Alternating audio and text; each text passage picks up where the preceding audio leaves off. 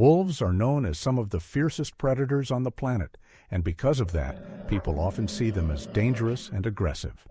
So when a wolf came across a baby after a car accident, the baby's father feared the worst. But what actually happened left him completely stunned. Leona and Simon lived and worked in a big, busy city right in the heart of Russia. Their jobs were exciting and full of energy, and it was through their work that they first met. Leona was a brand representative for the company they both worked at, while Simon worked in sales.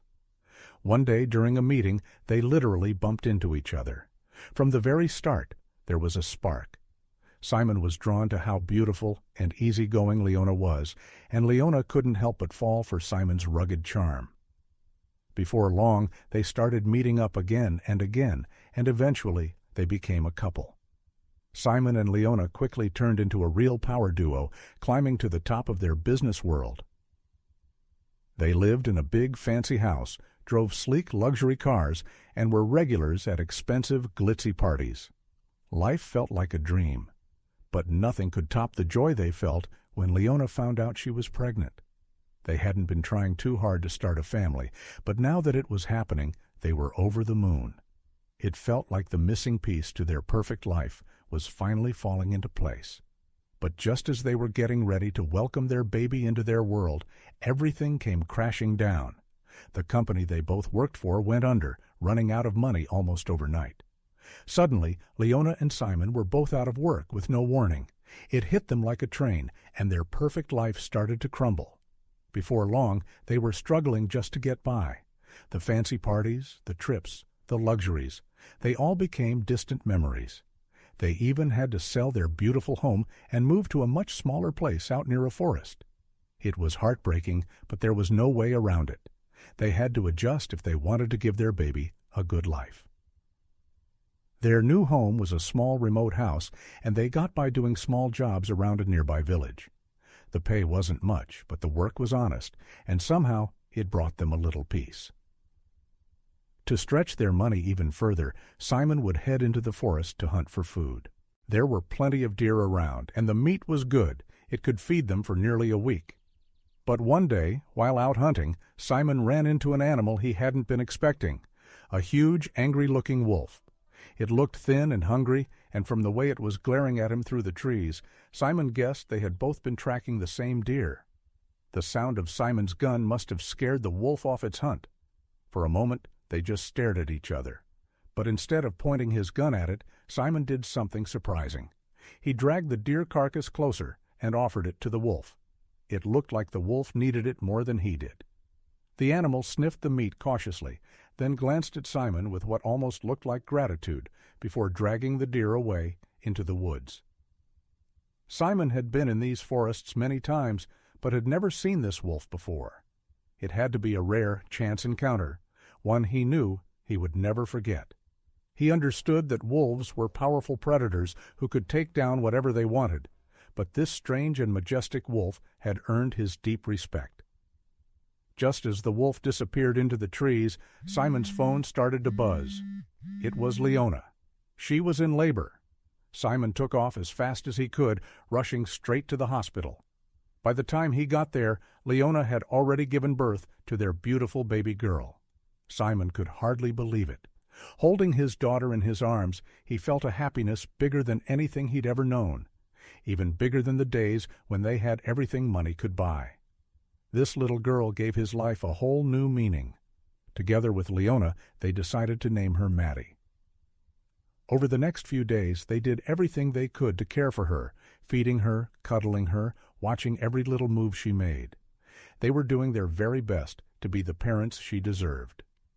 But one stormy afternoon, something terrible happened.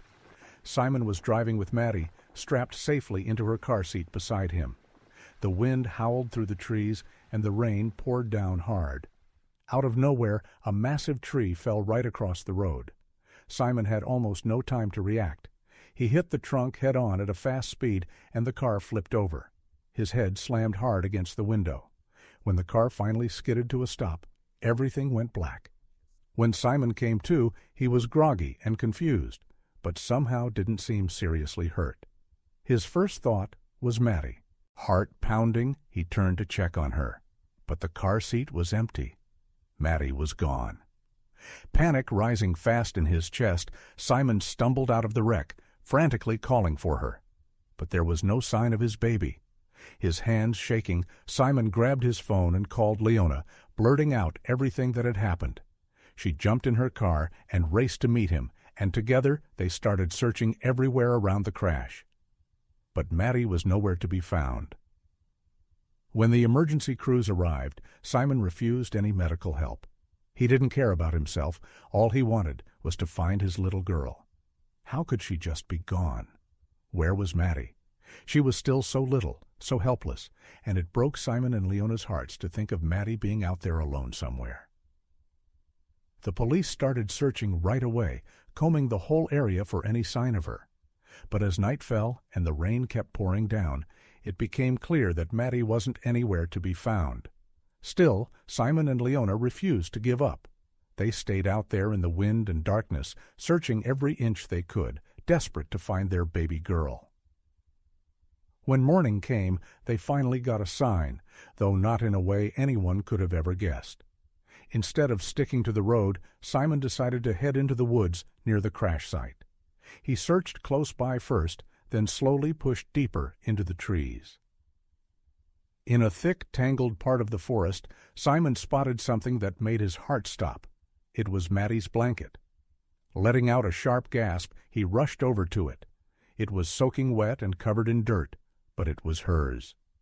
Holding it close to his chest, Simon started to cry. That's when he heard something, branches snapping and heavy footsteps moving through the trees behind him. Spinning around, Simon froze. Standing just a few feet away was a wolf, and not just any wolf. It was the same one he had met in the woods a week earlier. Simon's heart dropped, but not because he was afraid for himself. Hanging from the wolf's mouth was a piece of Maddie's torn dress. A wave of fear and heartbreak washed over him. Had the wolf hurt his baby? He couldn't even bear to think about it. But then the wolf didn't attack. It turned slowly and started walking away, glancing back at Simon as if it wanted him to follow. His legs shaking, Simon moved after the animal, terrified of what he might find. He kept thinking about how powerful and wild wolves were, and he had to fight back the tears as he stumbled after it. But when they reached a clearing, Simon's knees buckled, and he fell to the ground. Because there, lying on the damp grass, was Maddie. She was alive, making little noises, her tiny hands moving. Her clothes were torn and dirty, but she was breathing. Without thinking, Simon ran to her, scooping her up and pulling her tight against him. Tears streamed down his face as he held his baby close, barely believing she was safe. But how had she ended up way out here? What Simon didn't know was that the wolf had seen the crash and had done something incredible. It had pulled Maddie from the wreckage and carried her to safety. Maybe it was instinct. Maybe it was something more. Whatever it was, the wolf had protected Maddie through the stormy night. Simon looked over at the wolf, and in the soft morning light, he saw the great animal lower its head. Simon couldn't be sure, but it almost felt like the wolf was saying goodbye. Before heading back through the trees to find Leona, Simon whispered, "Thank you." He knew he could never repay the wolf for what it had done, but he also knew he would never, ever forget it. If this story touched your heart like it did ours, don't forget to like, share, and subscribe. We love hearing from you, so drop a comment down below and tell us what you think.